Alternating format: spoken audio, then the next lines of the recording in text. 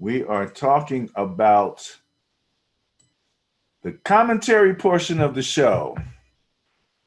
Let's look at Ben and Barry on football on the Facebook page. We have just a few things that we want to comment about.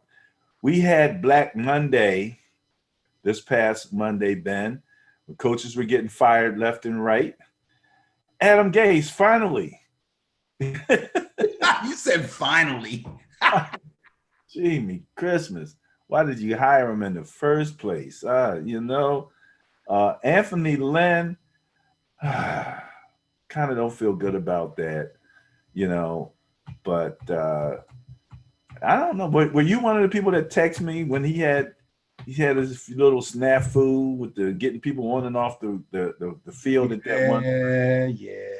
Yeah. Doug Marone, hey, it comes along with you get them the first pick of the draft and they fire you. No, I'm not. No, he didn't get him anything. Their terrible play got him the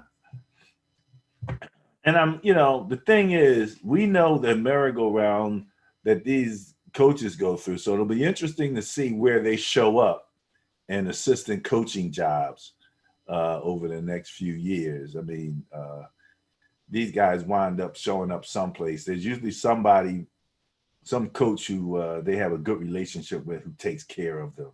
So yeah, that usually happens. And let's face it, these guys all came up through the system and have been assistants or coordinators in the past. And I know a lot of head coaches, especially if they have if they're on good terms with these kind of guys, like to have them come in and be the assistant head coach / OC or assistant head coach / DC. So I'm sure they'll land on their feet. Well, I'm sure Anthony Lynn will land on his feet. He will be an offensive coordinator for somebody. Adam Gase, I don't know. I don't know. It's a good possibility, but he obviously, doesn't handle the press very well. His head coaching days may be over. Doug Marone, same thing. Old grizzled guy, but not a great leader of men. I'm sorry to say. The Jaguars were very uninspiring for the most part. In addition to coaches, now you got, the things are opening up for GMs. I got to give it to the NFL channel and the guy who was talking about all of the minority hirings. They did a really good job talking about the different guys who are really ready, and they've already overlooked, like, the defensive coordinator for the Niners, offensive coordinator for the Chiefs. But the one that's hitting the news right now is Nick Caserio, manager going to the Texans from the Patriots. Yes. And the Texans are hiring this guy as if he's the next coming. The interesting thing is that everybody's complaining about the Patriots not being able to put talent around Brady, which is one of the reasons he left. And that would have been the general manager, right? Or do they have a player personnel? Is he absolved from the recruiting sins of the Patriots? Well, when you're talking about a GM of the Patriots, you have to take into consideration how much say Bill Belichick has. I mean, the guy's got a lot of power. So anybody that's a GM up there while he's up there is going to have to kind of go through him in the decision-making process. That's not to say that he's really good and Belichick messed him up, because let's face it, they were winning. You know what I mean? They didn't have outstanding talent several times and they won Super Bowls. So, it might not have been big eye-opening talent, but it was winning talent. The Patriot way and the careful selection of players that people may not have respected as great players turned out to be okay. So it's hard to tell what you're going to get with that guy, but we'll see. If they give him control, then this will be his first real test as far as how well he drafts, how well he works the free agent market, so on and so forth. All right. Next up, something a little more fun, little more cheery.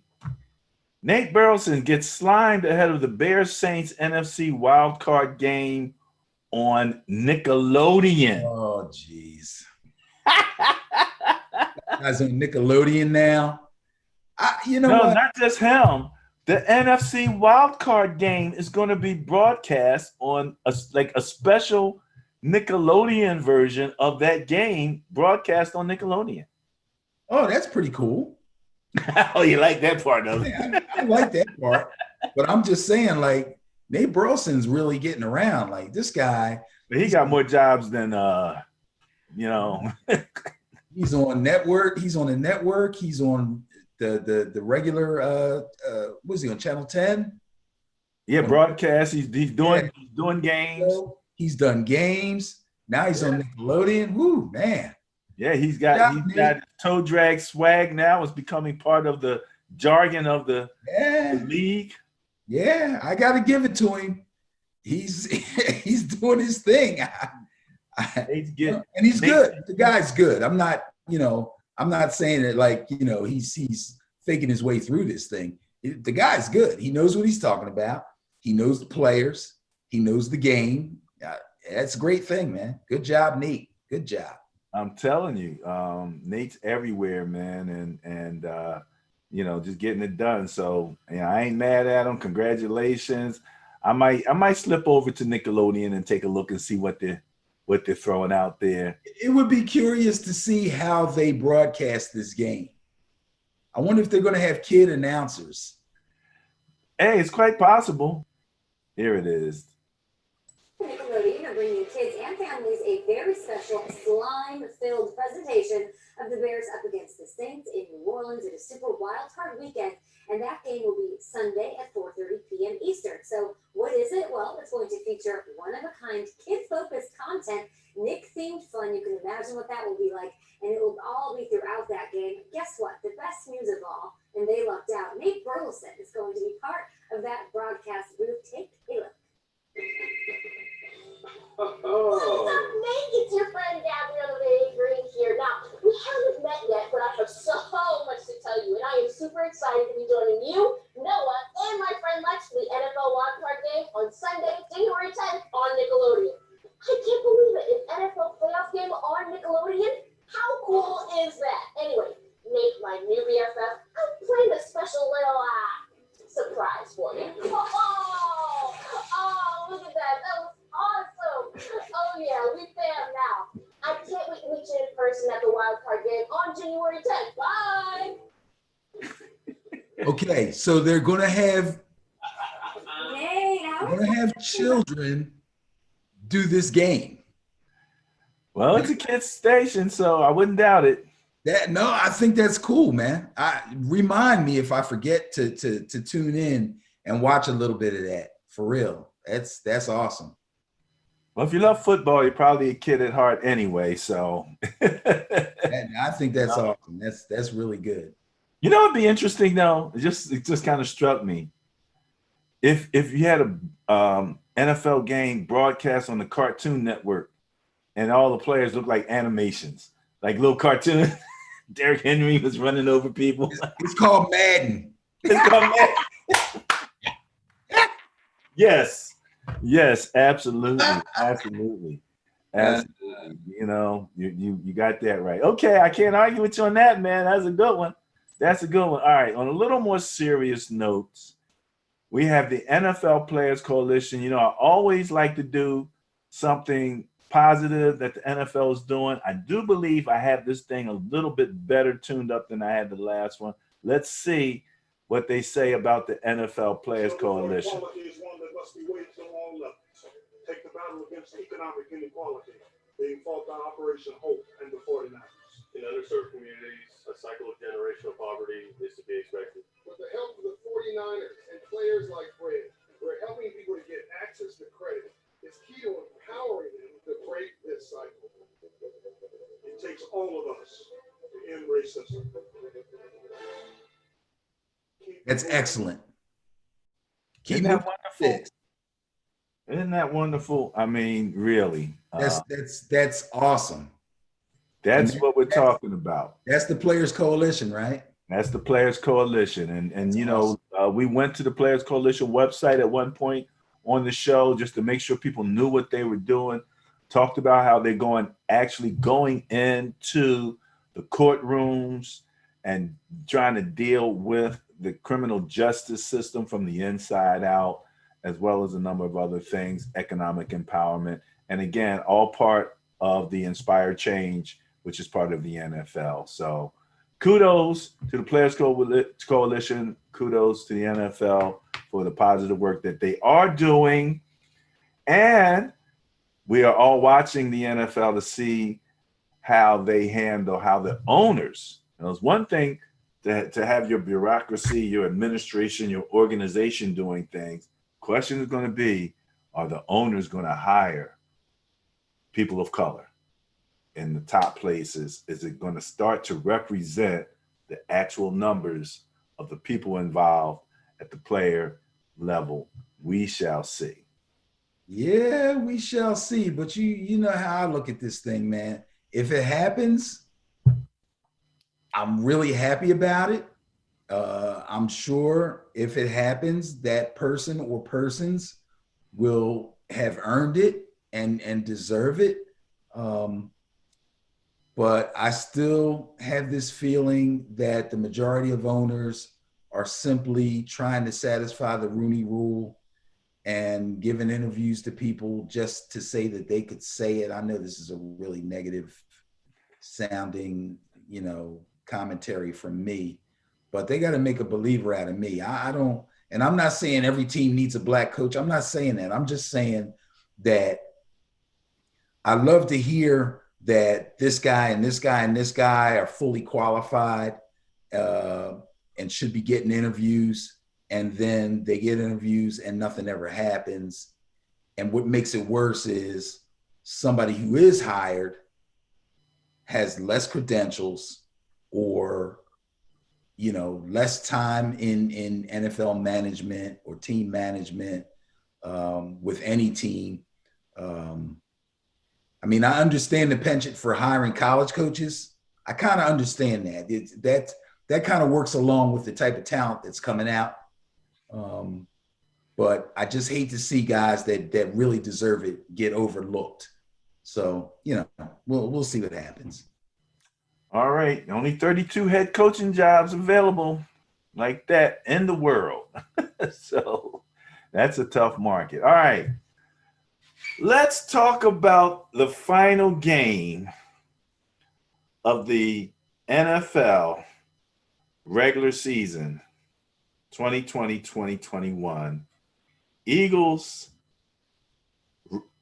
Washington football team, almost slipped out with. Yeah, almost. And the debacle that turned into.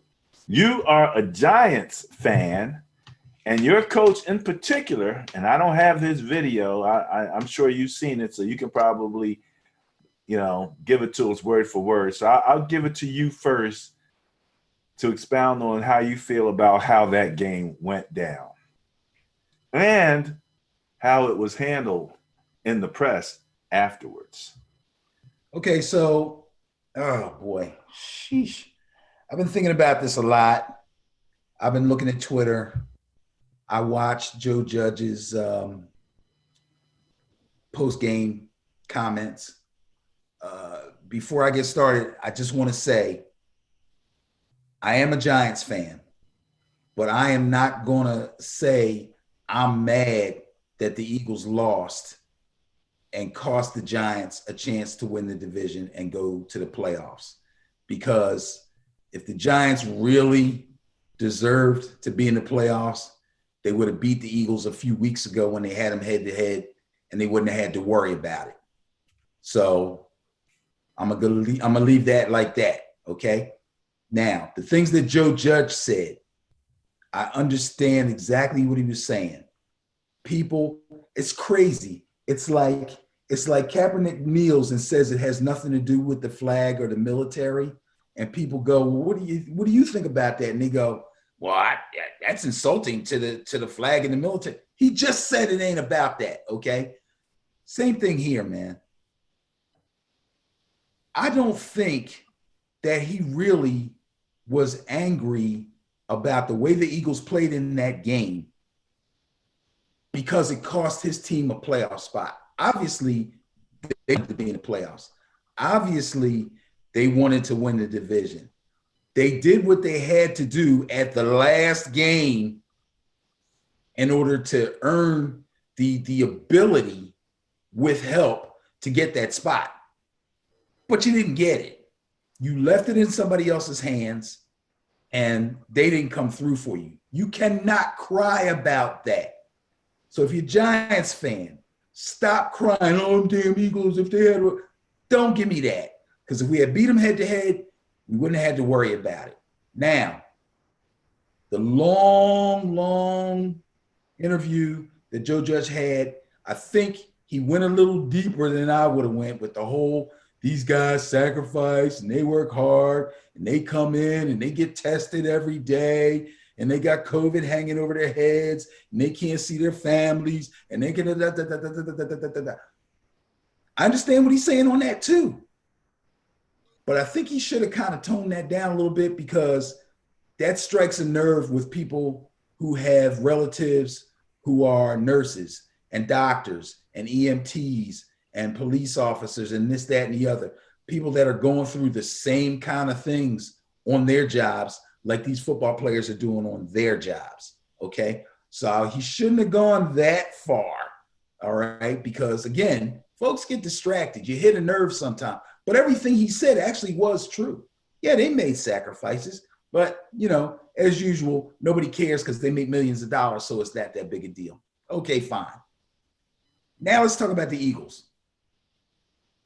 You know, Doug Peterson just can't seem to do anything right. He's always in his own way.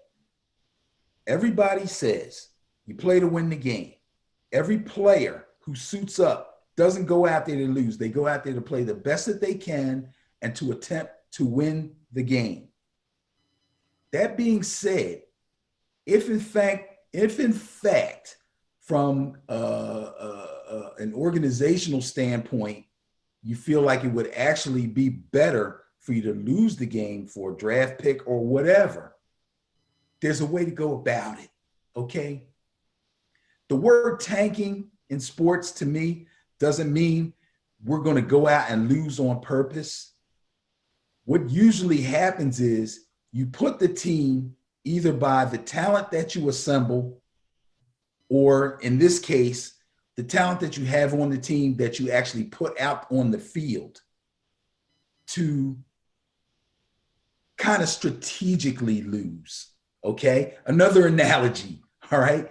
If the quarterback's under duress and he has nobody open, he knows if he can get outside of the tackle box and throw the ball out of bounds,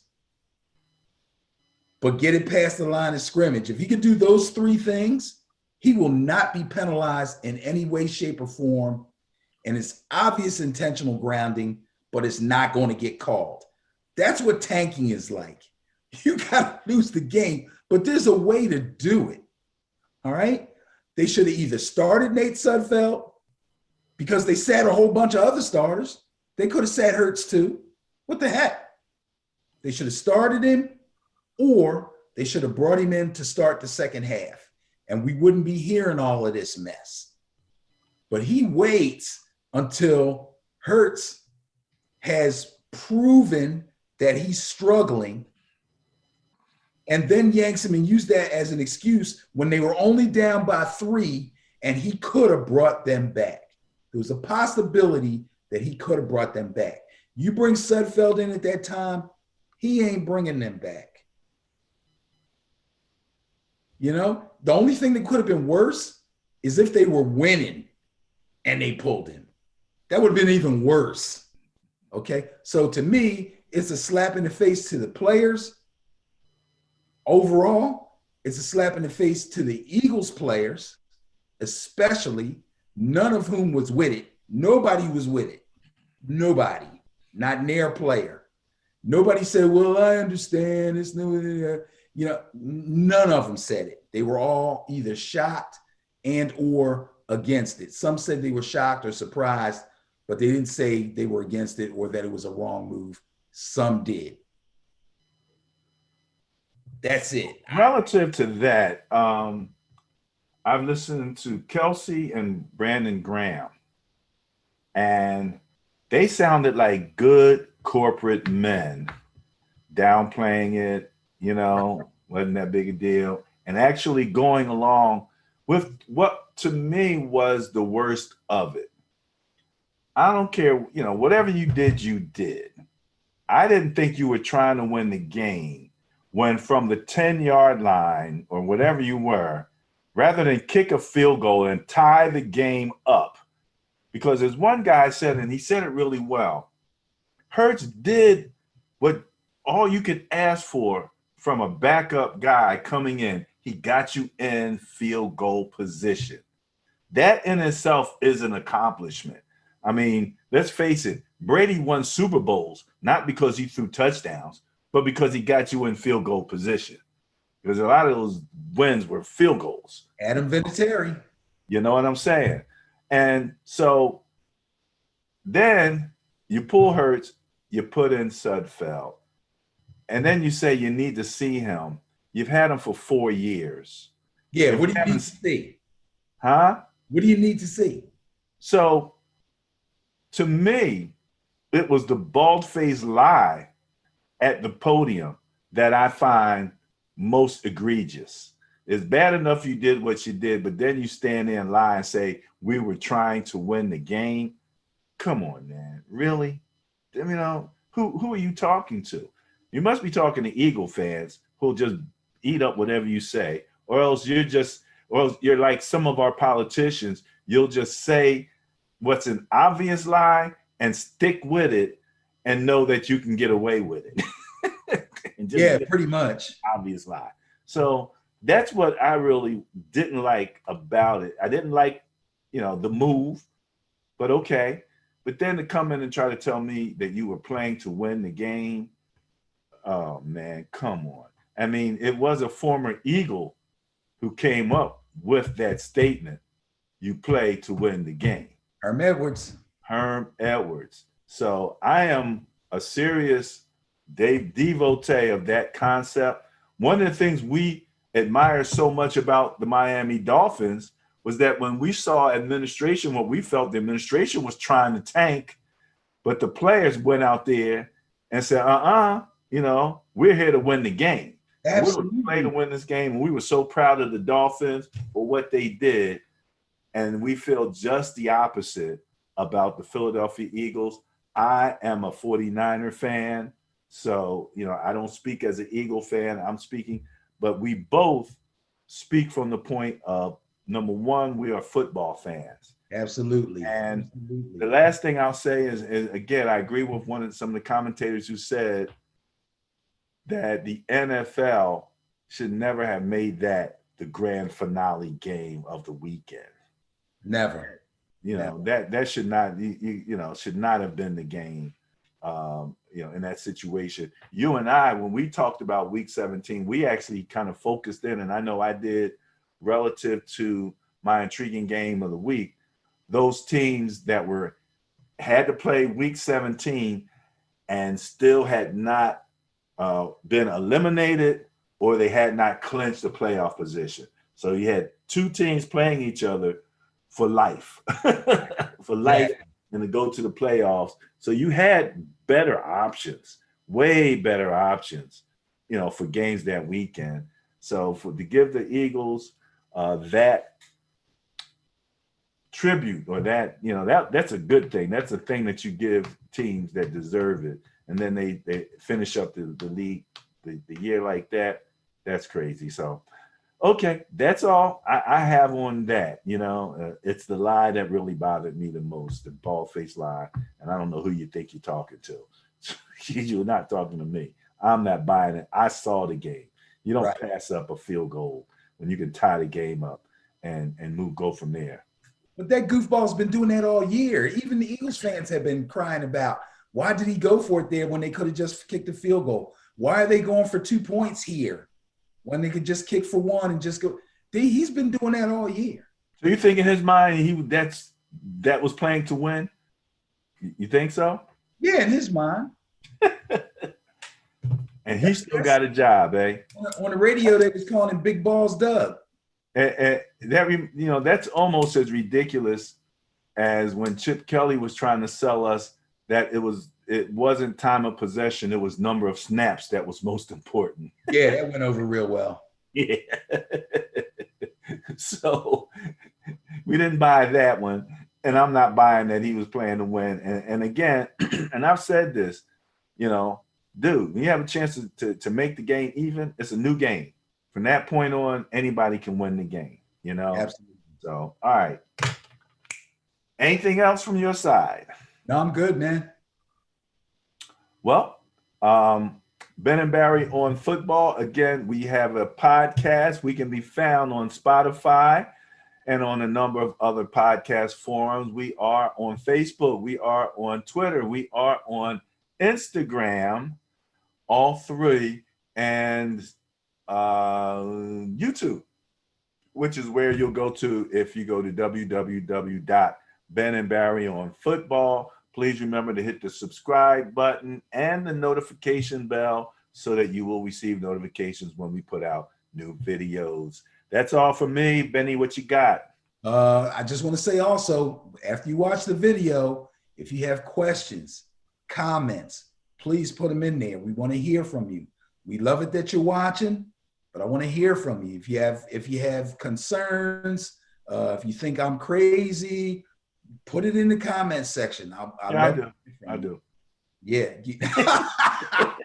Put it in the comment section. I'm gonna put a comment in on his last comment. I want to hear it because guess what? That means you're a football fan. Okay. And I love football fans because I am one. All right. So other than that, all I can say is go Noles.